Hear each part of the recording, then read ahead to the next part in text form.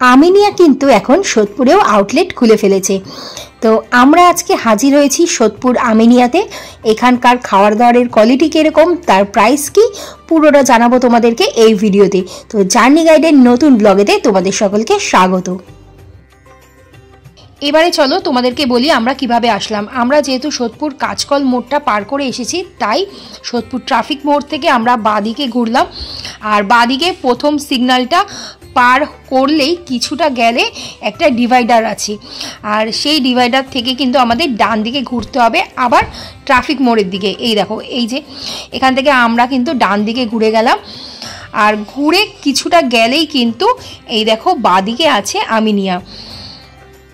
এবার যদি তোমরা সোদপুর গির্জার মোড় থেকে আসো, তাহলে কিন্তু তোমাদের সোজা আসলেই তোমরা ডান দিকে পেয়ে যাবে এই আমিনিয়া রেস্টুরেন্ট। তো চলো এবার আমরা ভেতরে প্রবেশ করি। আর আমাদের ভেতরে ঢোকার মুখেই কিন্তু এই সিকিউরিটি দাদা আমাদের জানিয়ে দিয়েছিল যে দোতলায় রেস্টুরেন্টটা আছে, তাই আমাদের ওখানে উঠে যেতে হবে। তো আমরা এখন দোতলায় চলে এসেছি। এবারে চলো তোমাদেরকে এখানকার অ্যাটমসফিয়ারটা ঘুরিয়ে দেখাই।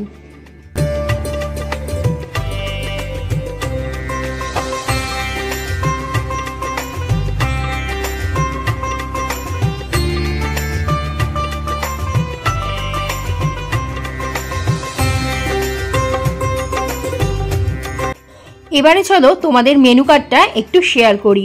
এখানের কাবাবের কিছু রেড চার্ট দেওয়া আছে, সেটা তোমরা দেখে নাও। আর তার সাথে আমি তোমাদের বিরিয়ানির রেড চার্টটাও শেয়ার করলাম, সেটাও তোমরা কিন্তু দেখে নাও একটু পজ করে। আমরা স্টার্টারে নিয়ে নিয়েছিলাম ফিশ শিক কাবাব, আর মেন কোর্সে নিয়েছিলাম মাটন বিরিয়ানি স্পেশাল, আর এর মধ্যে 2 পিস মাটন আর একটা এগও থাকে। তো রাইসও কিন্তু সাফিসিয়েন্ট থাকে।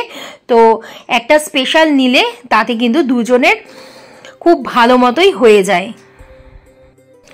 আমাদের কিন্তু এখানকার খাবার দাবারের কোয়ালিটি কোয়ান্টিটি দুটোই খুবই পছন্দ হয়েছে। আর আমরা শেষে নিয়ে নিয়েছিলাম ফিরনিটাও কিন্তু খুব সুন্দরভাবে ডেকোরেট করা ছিল। তো আমাদের খাওয়া দাওয়ার পর্ব আজকে এখানেই শেষ করলাম, আর ভিডিওটা তার সাথে শেষ করলাম। তো তোমাদের এই ভিডিওটা কেমন লাগলো তোমরা কিন্তু অবশ্যই আমাকে কমেন্টে জানাবে। তো আবার দেখা হবে তোমাদের সাথে পরবর্তী একটা ব্লগেতে।